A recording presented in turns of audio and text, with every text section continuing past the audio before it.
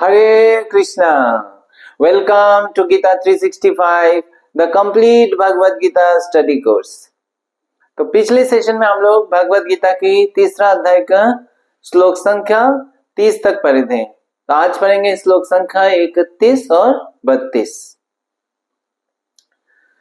तो अक्सर हम देखते हैं कई लोग भगवद गीता का बारे में ज्ञान लेते हैं, पढ़ते भी हैं, और कई लोग मतलब इस गीता के ज्ञान होता हुए भी कुछ लोग इस ज्ञान का पूरा लाभ उठा पाते हैं और कुछ लोग नहीं उठा पाते हैं।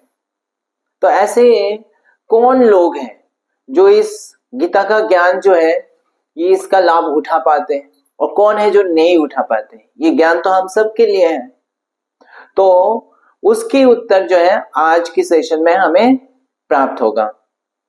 और हम सब जो चाहते हैं एक कॉन्फिडेंस या जो है आत्मविश्वास, तो उस आत्मविश्वास हम कैसे बना सकते हैं? ये खास करके एक लीडर के लिए यह आत्मविश्वास बहुत महत्वपूर्ण है। तो वो जो कॉन्फिडेंस या आत्मविश्वास वो कैसे हम गढ़ सके, तो उसके भी उत्तर हमें आज की सेशन में मिलेगा। तो चलिए पढ़ते हैं आज के पहला श्लोक, श्लोक संख्या 31। ये मे मतम इदं नित्यम् अनुतिष्ठन्ति मानव श्रद्धावन्तो अनसूयन्तो मुच्यन्ते ते अपि कर्मभिः। अनुवाद: जो व्यक्ति मेरे आदेशों के अनुसार अपना कर्तव्य करते रहते हैं और इन ईर्ष्या रहित होकर इस उपदेश का श्रद्धा पूर्वक पालन करते हैं, वे सकाम कर्मों के बंधन से मुक्त हो जाते हैं। तो इस श्लोक में भगवान बता रहे एक महत्वपूर्ण क्वालिटी या योग्यता के बारे में बोल रहे हैं। कौन जीवन के असली उद्देश्य को प्राप्त कर लेगा, कौन मुक्त हो जाएगा? भगवान कह रहे ये जो ज्ञान भगवान ने अभी तक दिया है, इस ज्ञान को जो श्रद्धा पूर्वक और ईर्ष्या रहित होकर वो करेगा। तो श्रद्धा पूर्वक, श्रद्धा या विश्वास या फेथ, वो सबसे महत्वपूर्ण है। तो एक भक्त का जो पहचान है, उस भक्तों का ये पहचान जो होती है कि वो भगवान के ऊपर उसका कितना भरोसा है या कितना विश्वास है। एक सच्चा भक्तों का भगवान की शक्ति के ऊपर पूर्ण भरोसा होता है कि भगवान रक्षा करेंगे और भगवान कुछ भी कर सकते हैं। भगवान इस पूरा ब्रह्मांड के पालन कर रहे हैं, तो वो कुछ भी कर सकते हैं और किसी भी परिस्थिति में मुझे रक्षा कर सकते हैं। तो भगवान की शक्ति के ऊपर उनका पूरा विश्वास से भरोसा होता है। और दूसरा, भगवान की बातों के ऊपर, भगवान की जो वाणी है, जैसे भगवत गीता में भगवान ने कहा ऐसे करो तो तुम्हें ये फल मिलेगा। तो वो जो भगवान की जो वाणी है ये परम सत्य है, उसमें कोई संशय नहीं है। ऐसे उसका अटूट विश्वास होता है। और भगवान कह रहे ऐसे विश्वास से जो भगवान के इस वाणी का पालन करता है उसको सफलता मिलती है। तो ये जो विश्वास है, हम देख सकते हैं हमारा पास कितना है ऐसे विश्वास। और जब हम महान भक्तों का चरित्र देखते हैं तो हम यही चीज देखते हैं कि जितना ऊंचे भक्त हैं उसकी इतना ज्यादा दृढ़ विश्वास होते भगवान की वाणी में और भगवान की शक्ति में। और जितना वो निम्न श्रेणी के होंगे उनका भगवान के ऊपर विश्वास डगमगाएगा। तो हम देखते हैं जैसे प्रहलाद महाराज, तो प्रहलाद महाराज का कितना विश्वास था भगवान के ऊपर, और भगवान इसका परीक्षा लेंगे कि हमारा भगवान के प्रति कितना विश्वास है। कैसे परीक्षा लेंगे? कभी कभी डिफिकल्ट सिचुएशन देके कि ये भक्ति का जो पथ है ये जल्दी का पथ नहीं है कि आज कर लिया आज ही फल मिल जाएगा, हमें उसको कंटिन्यू करना होता है। तो कंटिन्यू करने के लिए वो विश्वास आवश्यक है। तो प्रहलाद महाराज का जो है वो जो नारद मुनि से जो ज्ञान उन्होंने प्राप्त किया था उसमें उनका इतना अटूट विश्वास था कि वो जब जन्म लिए और उसके बाद उनको उनके आसपास में जितने भी लोग थे वो सब क्या है भगवान के विरुद्ध ही बोल रहे थे। कोई भी भगवान के बारे में जो उन्होंने सुन के आया नारद मुनि से उसको सपोर्ट कोई नहीं कर रहे थे। उनके पिता से लेके उनके सारे जो असुर के समाज है, लेकिन प्रहलाद महाराज का फेथ कभी डगमगाया नहीं। उनका पूरा विश्वास था जो नारद मुनि ने कहा और जो भगवान ने कहा, भगवान की शक्ति वो अनंत है और वो हर जगह पे है और वो हर स्थिति में प्रोटेक्ट कर सकते हैं। इसीलिए उन प्रहलाद महाराज को जब सब मिलके उनको प्रहार किया, उनको मारने का प्रयास किया, लेकिन वो घबराए नहीं थे। वो पूरा तरह से भगवान की शक्ति के ऊपर निर्भर थे और इसलिए क्या हुआ कि भगवान की शक्ति से उनको कोई जो है उनको मार नहीं पाया, कभी उनका नुकसान नहीं कर पाया। तो ये प्रहलाद महाराज का ऐसे विश्वास। और जब अंत में उनके पिताजी ने बोला कि तुम्हारा भगवान कहाँ है, तो वो बोले सब जगह पे है। तो बोले इस खंबे में है, ये खंबे में है क्या? तो और उनके पिता हिरण्यकशिपु से सब डरते थे कि उनके विरुद्ध में कुछ भी बोलने के लिए अगर कोई भी थोड़ा सा बोले उसको खत्म कर देते थे। लेकिन प्रहलाद महाराज डरते नहीं थे। क्यों? क्योंकि उनको भगवान के ऊपर पूर्ण विश्वास था।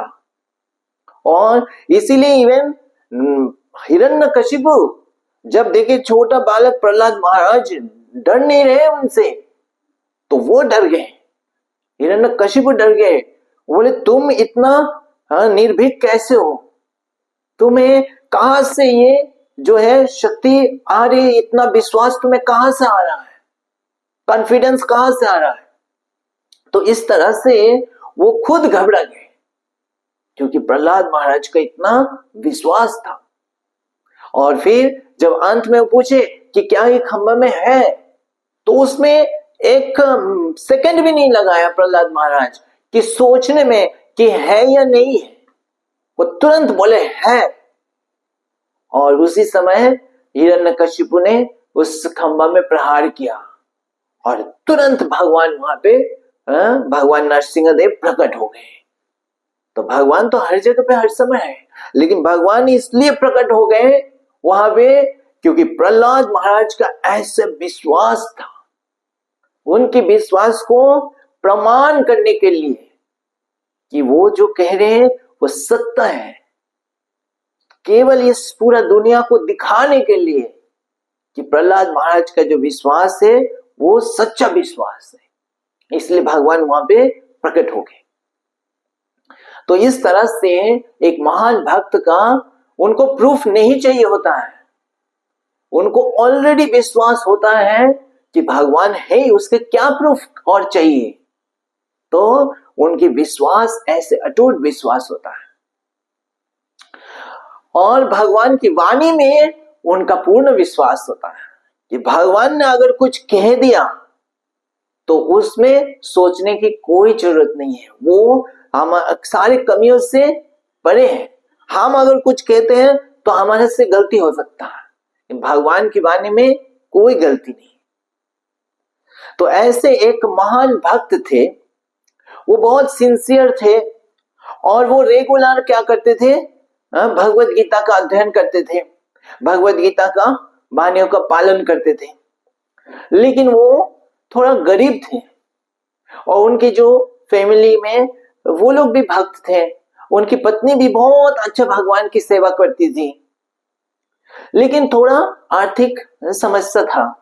लेकिन वो उससे कभी चिंता नहीं करते थे तो धीरे धीरे उनकी एक डॉटर थी, कन्या, उसकी विवाह के समय हो गया।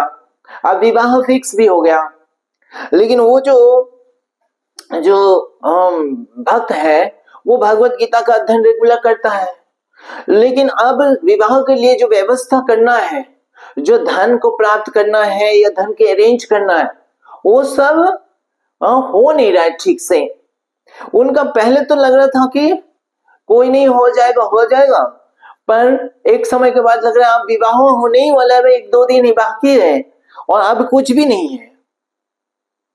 तो वो जब भगवत गीता पढ़ रहे थे उस समय, तो उन्होंने एक श्लोक को पढ़ा, जिस श्लोक में लिखा था, भगवान कह रहे थे कि मेरे भक्त जो पूर्ण तरह से समर्पित है और मेरी सेवा में लगा हुआ है, उसके पास अगर कुछ चीज रहता है तो उसका मैं रक्षा करता हूं, और उसके पास अगर कुछ कमी रहता है, कुछ आवश्यकता होता है, तो मैं उस आवश्यकता को मैं पूरा करता हूं, मैं उसको वहन करके लेके आता हूं। युगक्षेम वहामि हम, मैं खुद उसको वो कमियां को पूरा कर देता हूं।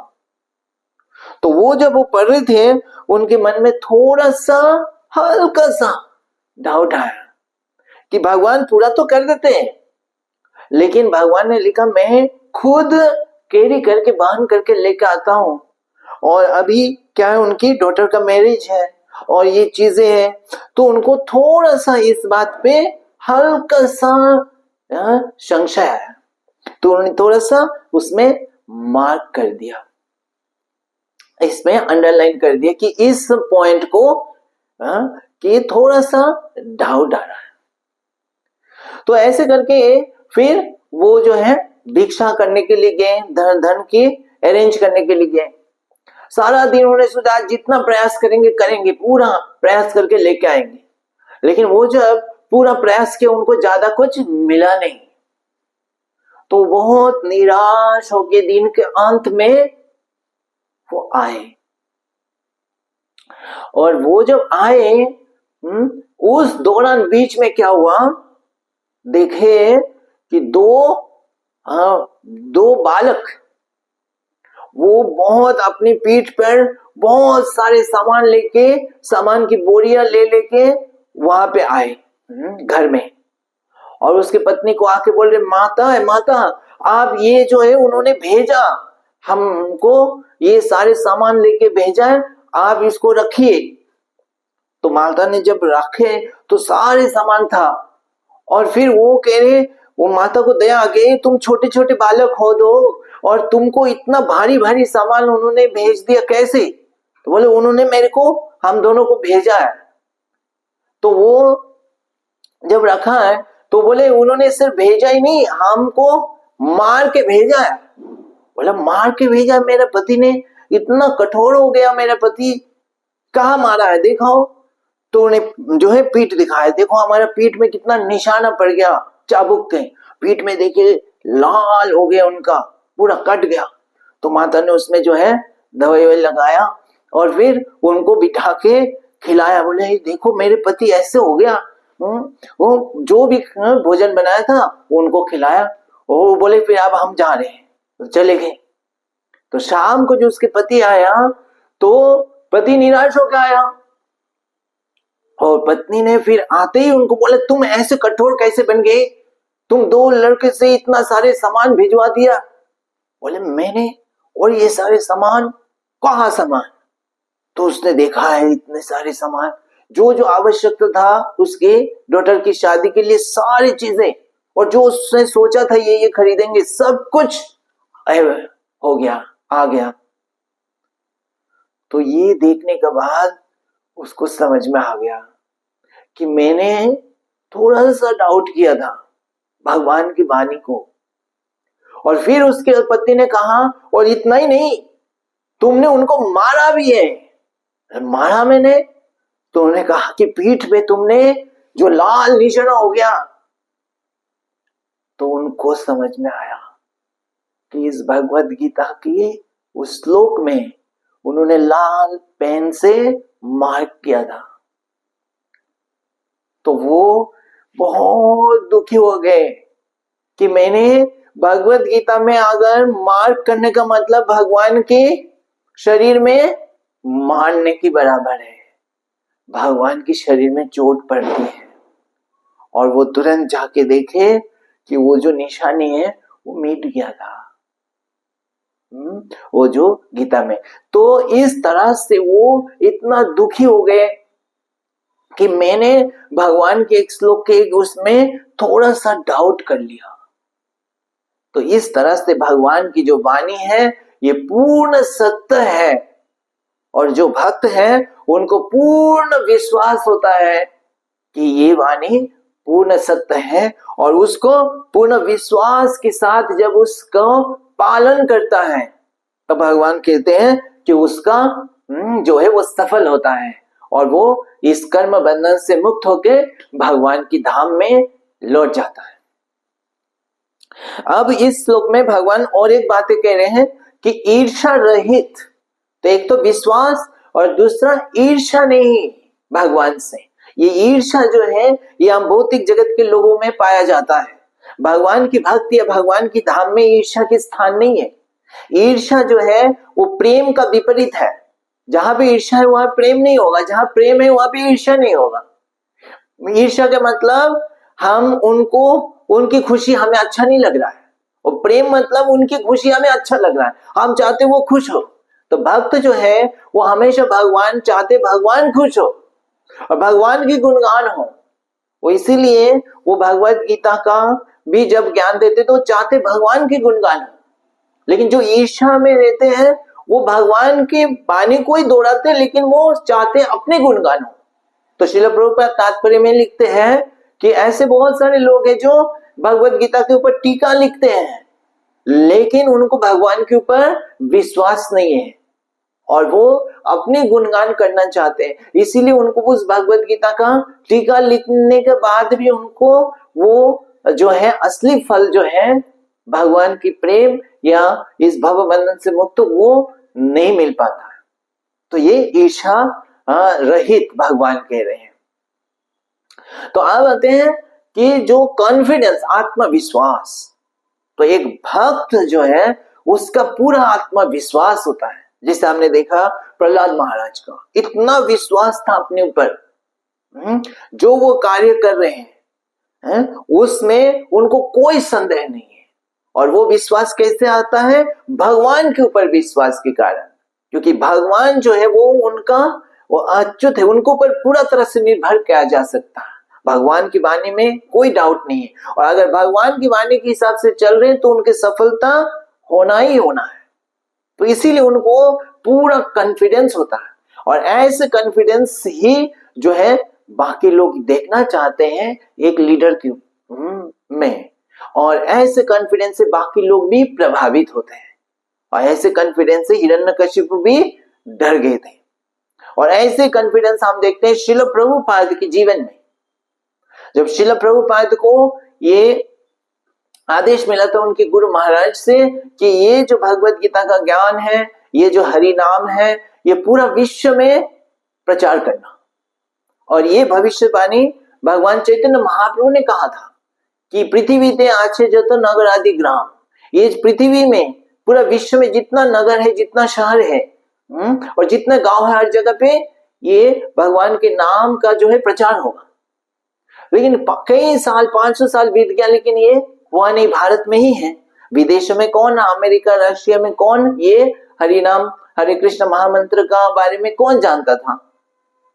तो कई लोग सोचते थे कि ये पृथ्वी का मतलब भारत बोल रहे होंगे चैतन्य महाप्रभु ने, लेकिन श्रील प्रभुपाद की पूरा विश्वास था कि अगर महाप्रभु ने कहा कि पूरा पृथ्वी में होगा तो इसका मतलब होगा, बस हमें प्रयास करना है। और प्रभुपाद की लाइफ में कई स्ट्रगल आए लेकिन प्रभुपाद पूरा फिक्स थे, विश्वास उनका इतना दृढ़ था, इसीलिए वो जो बोलते थे वो जानते थे वो सत्य है और इसीलिए वो इतना कॉन्फिडेंस के साथ बोलते थे। जब वो अमेरिका जाने के बाद पहले साल में 1 साल तक वो स्ट्रगल करते रहे, उनको कोई सफलता नहीं मिला। लेकिन किसी ने पूछा कि आपके पास क्या है, तो उन्होंने कहा बहुत सारे मंदिर हैं, बहुत सारे भक्त हैं, लेकिन बस कुछ समय के जो है दुनिया में है। मतलब ये जरूर होने वाला है, इतना विश्वास कि महाप्रभु ने कहा तो ये होगा। इस हरि नाम में इतना शक्ति है कि अगर ये हरि नाम कोई लेगा तो उसके जीवन में परिवर्तन आएगा ही आएगा। तो ये कॉन्फिडेंस जो है वो अपने क्षमता पर नहीं, भगवान की क्षमता पर कॉन्फिडेंस। और भगवान ऐसे वचन देते हैं कि भगवान की आदेशों का अगर पालन करता है तो भगवान उनका सुरक्षा करेंगे और उनकी विजय निश्चित है। तो इसलिए भगवान की शक्ति के ऊपर विश्वास, और क्योंकि भगवान के ऊपर निर्भर रहते हैं, पूरा तरह से सरेंडर, समर्पित, इसीलिए उनको ऐसे कॉन्फिडेंस आता है। तो अगर हमें कॉन्फिडेंस को बढ़ाना है तो हमें भगवान की शरण में आना है, भगवान को समर्पित करते रहेंगे। जैसे जैसे समर्पण बढ़ेगा ऐसे ऐसे हमारा कॉन्फिडेंस, आत्मविश्वास बढ़ेगा। ठीक है, तो चलिए पढ़ते हैं अगली श्लोक, श्लोक संख्या 32। ये तो तत् अभ्यस्वयन्तो नानुतिष्ठन्ति मे मतम् सर्वज्ञान विमूढांस्ता विद्धि नष्टान् चेतसा। अनुवाद: किंतु जो ईर्ष्यावश इन उपदेशों की उपेक्षा करते हैं और इनका पालन नहीं करते, उन्हें समस्त ज्ञान से रहित, दिग्भ्रमित तथा सिद्धि के प्रयास में नष्ट भ्रष्ट समझना चाहिए। तो इस श्लोक में भगवान कह रहे हैं, फिर जो दूसरे पक्ष में जो लोग ऐसे विश्वास नहीं रखते हैं और ईर्ष्या करते हैं भगवान से, और इस वाणी को, इस ज्ञान को पाने का बाद भी उसको क्या करते हैं, डिसरिगार्ड करते हैं, मतलब अवहेला करते हैं, उनका क्या होता है, इससे कोई लाभ नहीं होता है और वो इस जीवन में नष्ट हो जाते हैं। उनकी जो भी चीजें हैं, उनके ज्ञान भी जो है वो कोई काम का नहीं, ज्ञान भी धीरे धीरे नष्ट हो जाता है, उनका परिणाम क्या है, खराब हो जाता है। तो उसी प्रकार है, जैसे देखिए कि कोई एक पिता अपने पुत्र को अगर सही उपदेश देता है कि पुत्र जो है बोलता आग देखता है, बोलते इस आग में हाथ लगाना चाहता है, तो पिता बोलते हैं नहीं नहीं, इसमें आग हाथ लगाओगे तो हाथ जल जाएगा। तो पिता ने उपदेश दिया किसके लिए, उसकी भलाई के लिए, लेकिन अगर पुत्र उसको उपदेश को नहीं पालन करता है, श्रद्धा नहीं रखता है और उसको पालन सही से नहीं करता है और आग में हाथ लगा देता है, तो क्या होगा, उसके हाथ जल जाएगा और उसके कष्ट किसको मिलेगा, पुत्र को मिलेगा। पिता नहीं चाहते हुए भी पुत्र को मिलेगा। तो ये जो उसको पुत्र को करना या नहीं करना, वो पुत्र की स्वतंत्रता है। ये स्वतंत्रता हम सब के पास है। भगवान तो चाहते हैं हम खुश रहें और इसीलिए भगवान ने सही उपदेश दिया है, लेकिन हमें जो स्वतंत्रता से अगर हम भगवान के उपदेश को नहीं ग्रहण करेंगे और हम अपने मन से जो है उसके ऊपर उल्टा या विपरीत कार्य करेंगे, तो परिणाम हमारा ही नुकसान होने वाला है। और वही श्रील प्रभुपाद तात्पर्य में ही बताते हैं कि जैसे देश का जो राजा या देश के कानून है वो भी हमारे भलाई के लिए दिया हुआ है, और अगर हम उसको पालन नहीं करते हैं तो नुकसान क्या होगा, हमारा होगा और उसके कष्ट हमें मिलेगा। तो उसी प्रकार भगवान यहाँ पे कह रहे हैं जो इसको सही से पालन नहीं करता तो उसको ही कष्ट मिलता है और उसको इस जीवन का जो मूल्यवान ये मनुष्य जीवन मिला है ये नष्ट हो जाता है। ये हमारे लिए बहुत सुंदर मौका है और इस मौका हाथ में होते हुए नष्ट हो जाता है, और उसको भगवत गीता का ज्ञान मिलने का बाद भी कि ये नष्ट हो जाता है। तो ये स्वतंत्रता हम सबको है और हमें देखना इस स्वतंत्रता का सही उपयोग क्या करना है। तो कैसे करना है, जो पिछले श्लोक में भगवान ने बताया, पूर्ण विश्वास के साथ भगवान का इस वाणी को, भगवान के उपदेश को गंभीरता से पालन करें। और श्रील प्रभुपाद कहते हैं कि अगर उसको पालन करने में शुरू में थोड़ा कठिनाई भी होता है, पूरा तरह से अच्छे से पालन नहीं भी कर पाते, लेकिन पूरा विश्वास होता है भगवान ने ये कहा और अगर हम इस तरह से करेंगे तो सफलता जरूर आएगा, और वो धीरे धीरे प्रयास करता रहता है तो वो जरूर वो आगे बढ़ेगा और जरूर पूर्ण शुद्ध हो जाएगा। तो इस विश्वास को रख के हमें चलना है। तो ऐसे विश्वास कैसे बढ़ा सकते हैं हम? जैसे ऐसे विश्वास के होते जैसे भक्त हैं जिनका पास ऐसे विश्वास है, उनके संग में रह के हम कर सकते हैं, हमारा विश्वास भी बढ़ेगा और धीरे धीरे हम भगवान के वाणी को जैसे जैसे पालन करने लगेंगे, ऐसे ऐसे भगवान की वाणी का जो रिजल्ट है वो हमें मिलने लगेगा और फिर हमारा विश्वास बढ़ने लगेगा। ठीक है, तो अब प्रश्न उठ सकता है कि इसका जो परिणाम जैसे भगवान ने बताया, अगर हम नहीं पालन करते तो हमारे जीवन का जो मूल्यवान समय है नष्ट हो जाएगा, जीवन नष्ट हो सकता है, भयानक परिणाम हो सकता है। फिर भी लोग क्यों इसका सही से पालन नहीं करते हैं? कुछ लोग जो नहीं करते वो क्यों नहीं करते? उनको तो पता चल रहा है कि इसको नहीं करने से उनका परिणाम खराब होने वाला है।